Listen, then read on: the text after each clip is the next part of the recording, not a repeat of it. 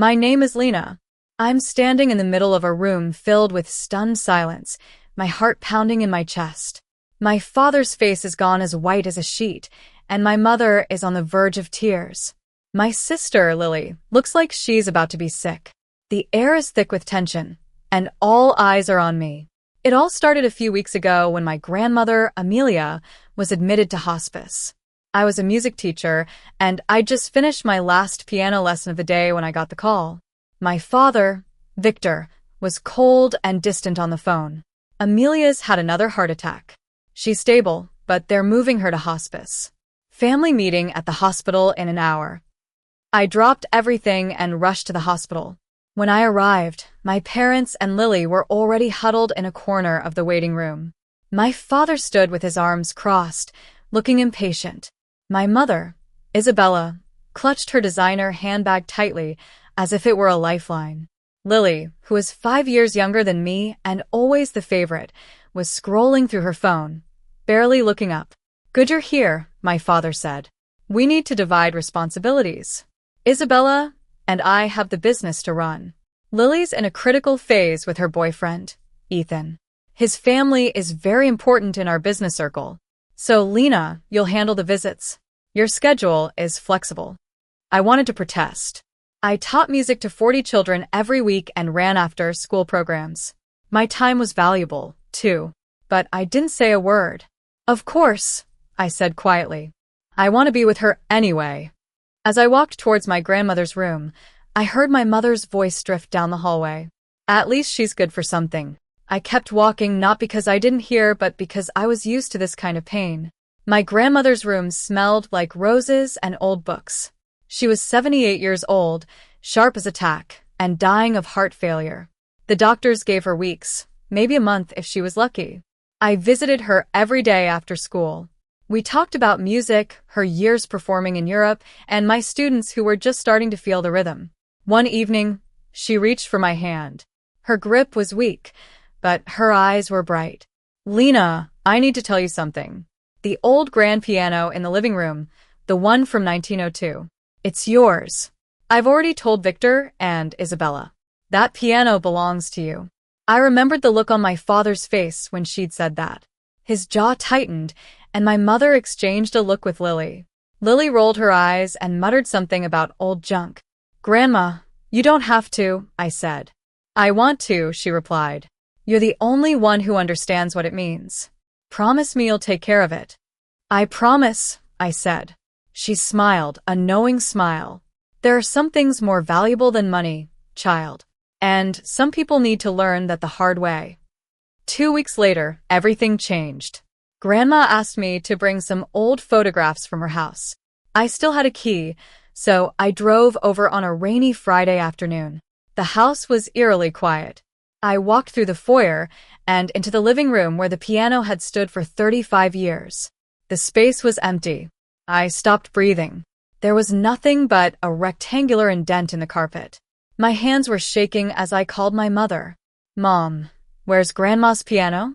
There was a pause, then my mother's casual voice. "Your father handled it. Adult matters, Lena. You don't need to worry." "Handled it?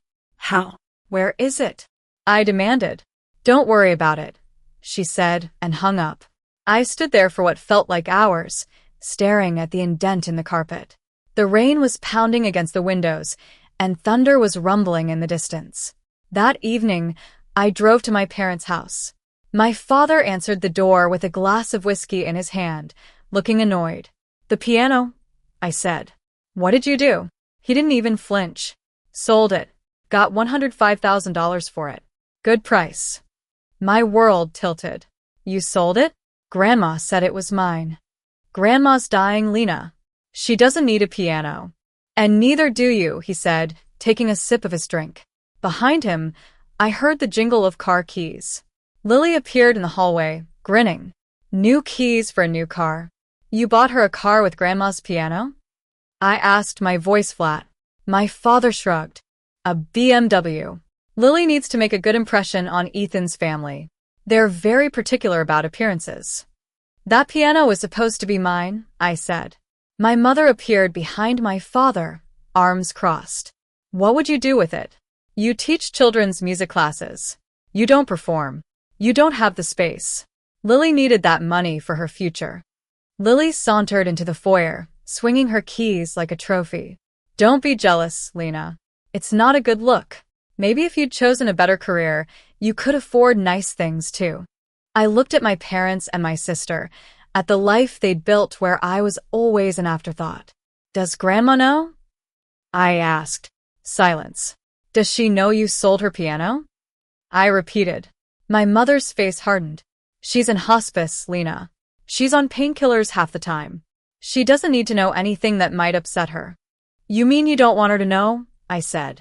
My mother stepped closer, her voice cold. If you tell her and it causes her stress and something happens, that will be on you. Do you want to be responsible for killing your grandmother? The accusation hung in the air like a poison. But something inside me snapped. Grandma has a right to know what happened to her property, and I won't lie to her. I turned and walked out. I didn't sleep that night. I sat on my second-hand couch, looking at a photograph of Grandma at her last concert. The same piano that they'd sold like it was nothing. My mother's words kept circling in my head. But then I remembered what Grandma had always taught me. Truth can wound, but lies always wound deeper. By 4 o'clock in the morning, I'd made my decision. Grandma deserved the truth. She deserved to know that her son had stolen from her, lied to her, and assumed she was too weak to matter. I set my alarm for early morning and went to the hospice before school. Grandma was awake, propped up against her pillows, watching the sunrise. You look like you haven't slept, she said softly. I haven't, I replied. I pulled a chair close to her bed and took her hand.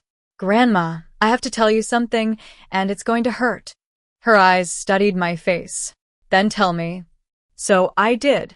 I told her about the empty space in the living room, the $105,000, the BMW in Lily's name, my father's dismissal, and my mother's threat. I braced myself for tears, for shock. Instead, Grandma let out a long, slow breath. I knew this might happen, sweetheart. I know my son. I've watched him become this person for 45 years. I hoped he'd change, but I also prepared for the possibility that he wouldn't. My mind raced. Prepared how? She reached for her phone. Hand me my phone, would you? I passed it to her, confused. She scrolled through her contacts and pressed call. Then she put it on speaker. 3 rings later, a man's voice came on. Amelia, how are you feeling? I'm dying, Arthur. But I'm clear-headed, and it's time, she said. There was a pause. I understand. When? Sunday. Isabella's 62nd birthday party. At my house. I'll prepare the documents. Thank you, old friend, she said and ended the call. Grandma, who is Arthur? I asked. Arthur Jenkins. He's been my attorney for 35 years. He was your grandfather's best friend, she said. You have your own attorney? I was stunned. I have many things your father doesn't know about, Lena. Victor assumes he understands everything about my affairs. That's his biggest weakness, she said, her eyes twinkling. What's happening on Sunday at Mom's birthday party? I asked. Justice, she said, squeezing my hand. Delayed perhaps, but justice nonetheless. You don't need to understand everything yet. Just come to the party, dress nicely, and bring your patients. 2 days later, I found myself sitting in a small law office on the outskirts of the city. Arthur Jenkins was in his early 70s, with white hair and thick glasses. His office smelled of old books and leather. Lena, he said, extending his hand. Your grandmother speaks of you constantly. It's a pleasure to finally meet you. Mr. Jenkins, I started. Arthur, please, he said, gesturing to a chair.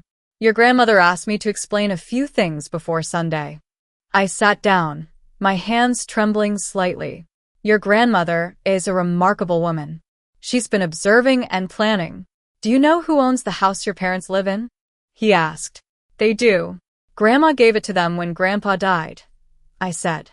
Is that what they told you? Everyone's wrong. Your grandmother allowed Victor and Isabella to live in that house rent-free, but she never transferred ownership. Not legally, he said, pulling a folder from his desk and sliding it across to me.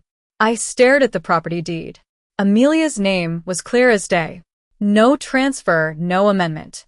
They've been living in her house for 12 years, thinking it was theirs, I said slowly. Precisely. Your grandmother was watching to see if her son would prove her fears wrong. Unfortunately, he did exactly what she expected, he said. That night, I went back to my apartment and started searching through a box of old belongings that Grandma had given me years ago. I found a sealed envelope at the bottom. My name was written on it in Grandma's elegant script, and beneath it, for Lena, when you need to understand. My fingers trembled as I opened it. Inside was a copy of a legal document and a note. The house never left my hands, sweetheart. It was only borrowed, and some borrowers don't deserve the privilege. I finally understood. Sunday's party was at Grandma's house, the same house my parents had treated as their own. They had no idea what was coming. The night before the party, Grandma called. Her voice was weaker, but her mind was still sharp. Lena, are you ready for tomorrow? I think so, I said. Grandma, are you sure about this? It's Mom's birthday. That's precisely why it needs to be tomorrow. Your father sold my piano in front of everyone. He assumed I was too weak and you were too quiet to matter. The lesson needs witnesses, she said. I understand, I replied. I'm not doing this for revenge. I'm doing this because it's right and because you deserve to be protected, especially after I'm gone, she said. Grandma, it's not your fault, I said. Maybe not entirely, but I could have done more. I can still make it right. Do you trust me? Always, I said. Then come tomorrow. Wear something that makes you feel strong. And remember, you are not the villain in this story. Sunday arrived. Grandma's house, which my parents had claimed as their own, looked festive. There was a happy 62nd birthday banner across the porch, and cars lined the driveway. I parked at the end and sat in my car for a moment, gathering myself. I'd chosen a black dress, simple but elegant, and wore the pearl earrings that Grandma had given me for my 23rd birthday. Inside, the house was filled with about 35 guests, aunts, uncles, neighbors, and my father's business associates. I recognized Ethan's father, Mr. Thompson, near the fireplace. Ethan was standing beside him, with Lily on his arm. The living room was the first thing that caught my eye. The corner where the piano had stood was empty, and someone had placed a large plant there. It looked ridiculous.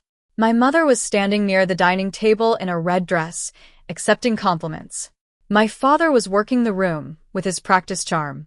And in the far corner, almost invisible, sat Arthur Jenkins, his briefcase beside his chair. He caught my eye and gave a slight nod. My aunt, Margaret, Grandma's younger sister, appeared beside me. Lena, how is Amelia really? Tired, but still sharp, I said. She always was the smart one, Aunt Margaret said, her eyes drifting to the empty corner. I noticed the piano's gone. Victor said Amelia wanted to sell it.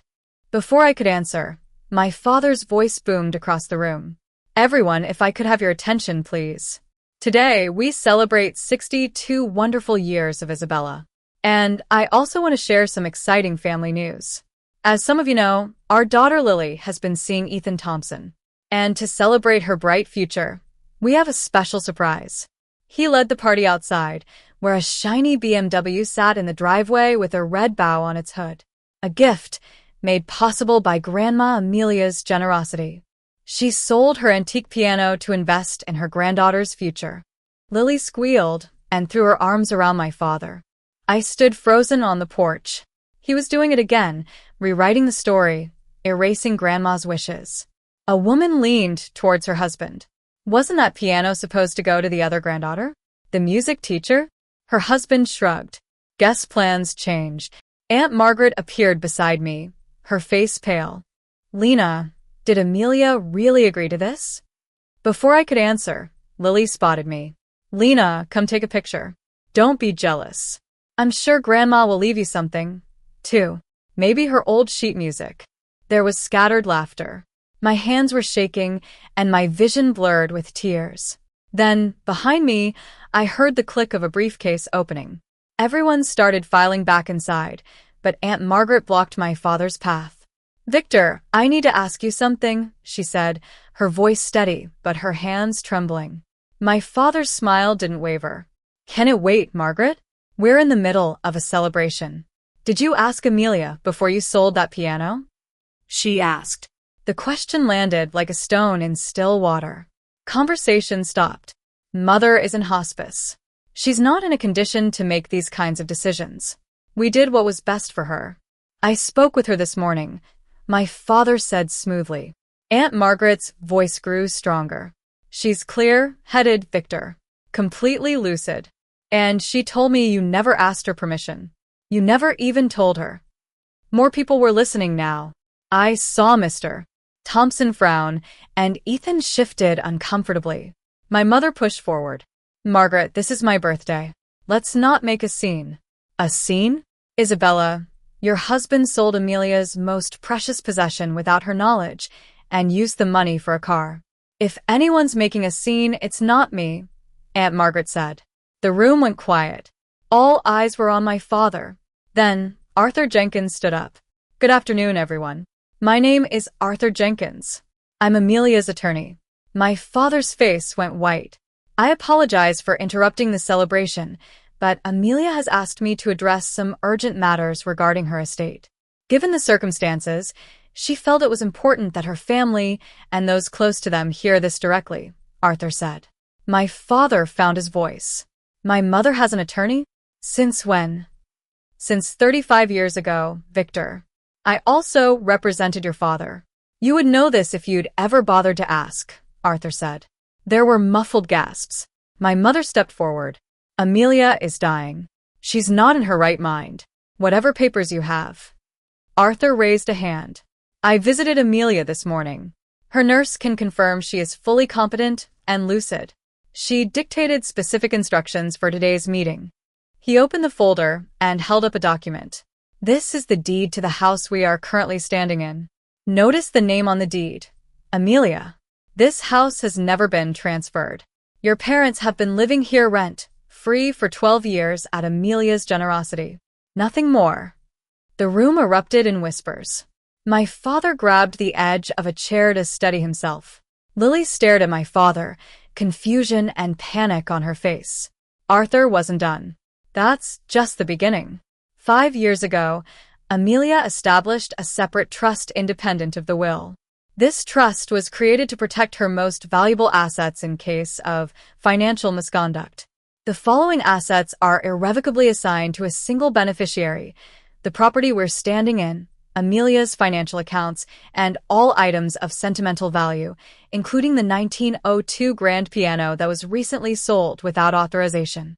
He looked at me. The sole beneficiary is Lena. The room went silent. Lily's shriek broke the silence. What? This is fraud. My father shouted. She was manipulated. That little. Victor, I would advise you to choose your next words very carefully. Everything said here today has been witnessed by over 35 people, Arthur said, his voice cold. Aunt Margaret moved to stand beside me and squeezed my hand. Amelia knew exactly what she was doing. She spent 5 years watching, waiting, hoping her son would prove her wrong. Instead, he sold her most treasured possession to buy a car for the granddaughter who never visits her. Actions have consequences, Victor. This is yours, Arthur said. My mother started crying.